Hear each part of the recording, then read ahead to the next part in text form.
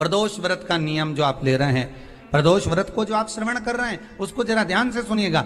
सबसे पहले स्नान ब्रह्म मुहूर्त का, सुबह का, उसके बाद में फिर आसन पर बैठकर भगवान की भक्ति को धारण करना, शंकर का अनुमोदन करना, शिव भक्ति में डूबे रहना, शंकर का स्मरण करना, शंकर के नाम का स्मरण करते रहना।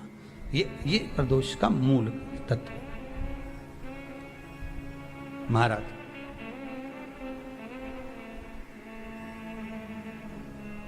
प्रदोष व्रत करने वाले को भोजन नहीं करना चाहिए, ध्यान दीजिएगा। फलाहार करो, उसमें भी नमक का सेवन मत करो। प्रदोष व्रत में नमक का सेवन वर्जित होता है। कोई कैसे कहते तुमको कि तुम अभागे हो? ना ना, हमारे बराबर भाग्य नहीं है किसी का।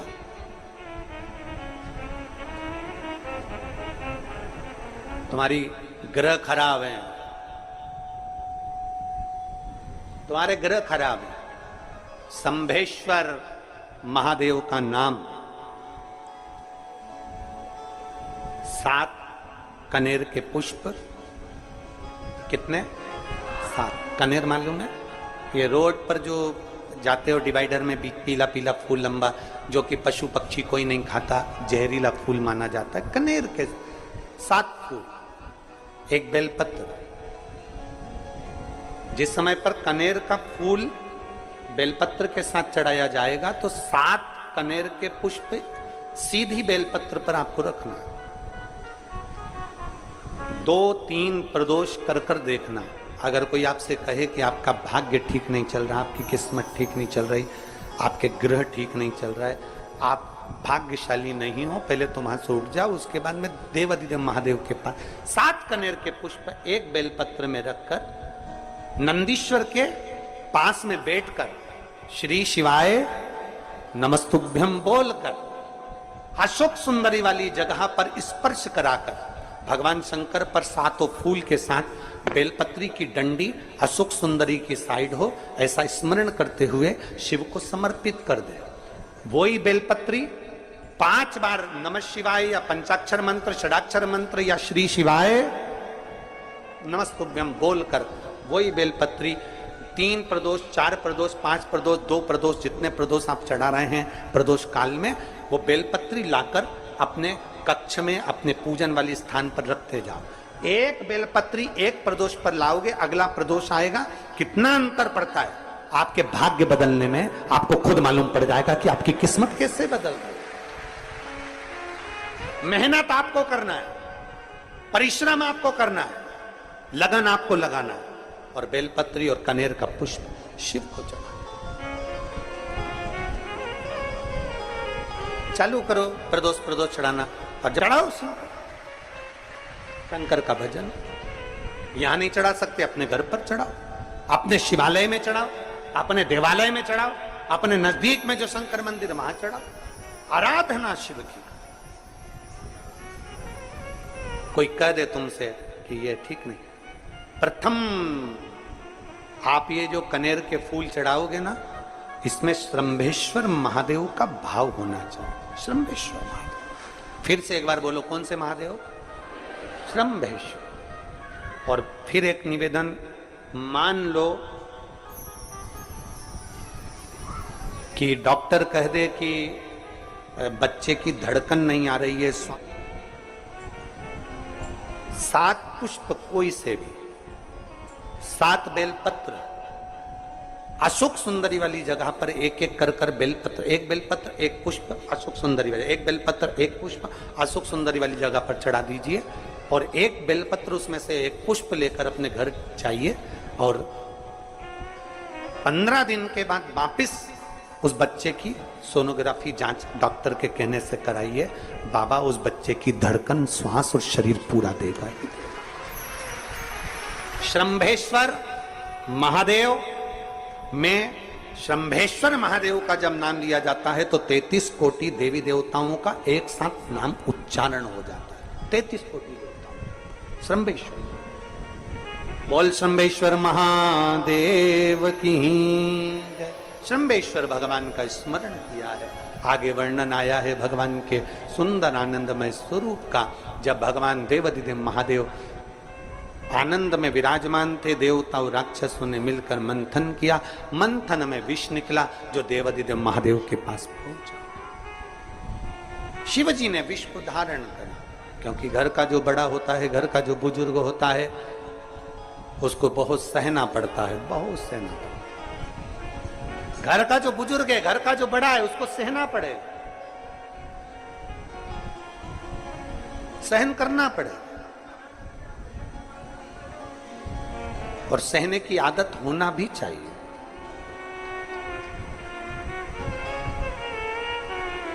सहने की आदत होना भी चाहिए। सब जैसे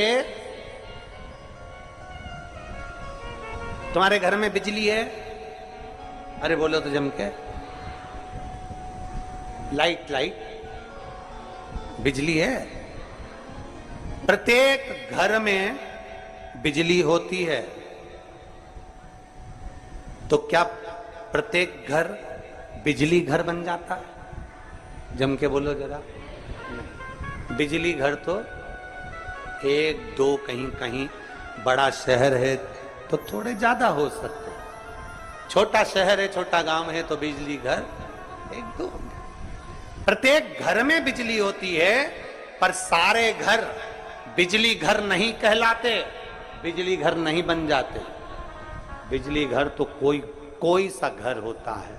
उसी तरह ढेर सारे तुम्हें कथा करने वाले भी मिलेंगे, ढेर सारे तुम्हें ज्ञान देने वाले भी मिलेंगे, ढेर सारे तुम्हारे पास में, तुम्हें मोबाइल खोलोगे, टीवी खोलोगे तो ढेर सारे महाराज मिलेंगे, पर सब देवाधिदेव महादेव के भक्त नहीं मिल जाते। बड़ा कठिन होता, बहुत कठिन। प्रत्येक घर बिजली घर नहीं होता। उसी तरह घर में रहने वाला प्रत्येक व्यक्ति शंकर का भक्त नहीं होता। उस घर में रहने वाले 10 लोगों में, 15 लोगों में, 20 लोगों में, 25 लोगों में, 5 लोगों में, 10 लोगों में कोई 1-2 ऐसे होते हैं, कोई 1-8-2 ऐसे होते हैं जो शंकर की भक्ति में डूबे होते हैं, शिव के स्मरण में डूबे होते हैं। घर वालों को लगता है कि काम पर काम हो रहे हैं, अच्छे काम हो रहे हैं, खूब अच्छे काम हो रहे हैं, पूरे खानदान में अच्छे काम हो रहे हैं। कई लोग कहते हैं इसकी कृपा हो गई, उसकी कृपा हो गई। ना, जो रोज तुम्हारे घर में से कोई एक व्यक्ति शंकर को जल चढ़ाने जा रहा है, ये उसकी कृपा है जो तेरे घर में आज सब कुछ आनंद होता चले जा रहा है, ये उसकी कृपा है। अंत बिंदु मेरा शिव है। चंचुला देवी हाथ जोड़कर कहती है, प्रभु कृपा करिए। भगवान शिव विष पीकर नीलकंठधारी बन जाते हैं। अमृत पीने वाले देव कहलाए और विष पीने वाला देवाधिदेव महादेव कहलाए। महादेव। थोड़ा दुख आए तो चिंता न करना, बाबा कुछ अच्छा करने वाला होगा। थोड़ा कष्ट आए तो चिंता मत करना, बाबा कुछ अच्छा करने वाला होगा।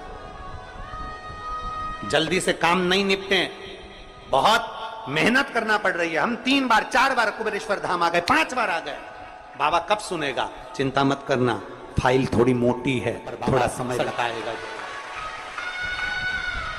करेगा। किसी को खाली नहीं भेजता तो तुम्हें कैसे भेज दे? किसी को नहीं भेजा उसने खाली। ये इतने एक बहन ने तो पूरी डॉक्टरों की 1 2 3 4 5 6 7 फाइल लगाई। 7 डॉक्टरों की, 7 डॉक्टरों की फाइल लगाई है। और सब डॉक्टरों ने कह दिया था कि तेरे घर संतान नहीं होगी, सुख नहीं। फिर भी शिव ने 1 साल नहीं, 2 साल नहीं, 3 साल नहीं, 4 साल नहीं, 5 साल बाद दिया। तो सब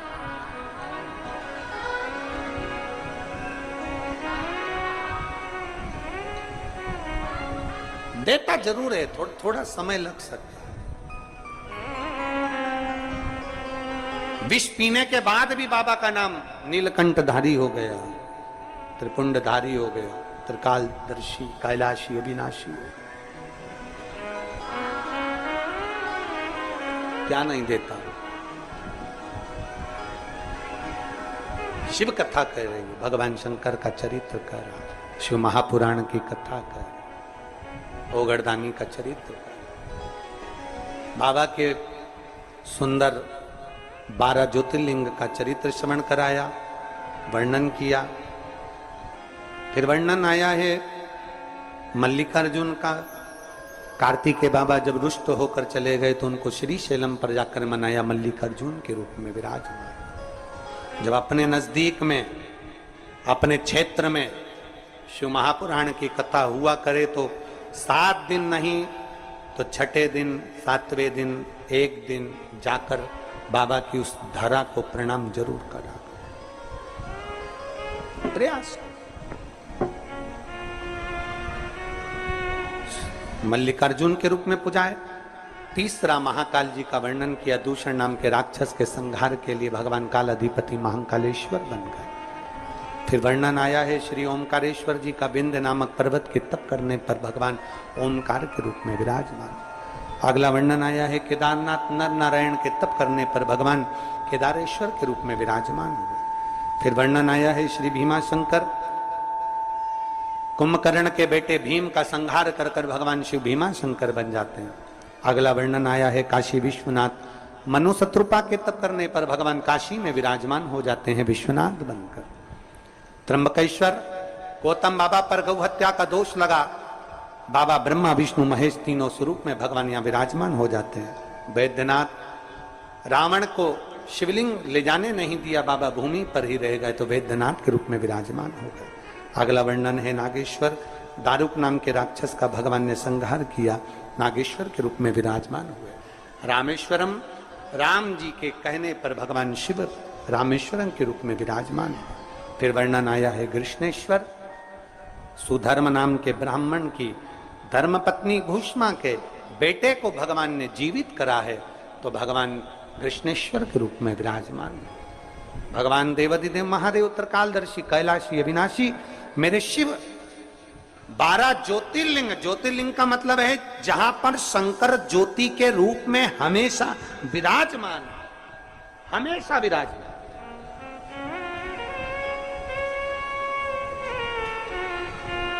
एक ज्योति के रूप में मेरा देवाधिदेव महादेव वहां पर विराजमान, और वही ज्योति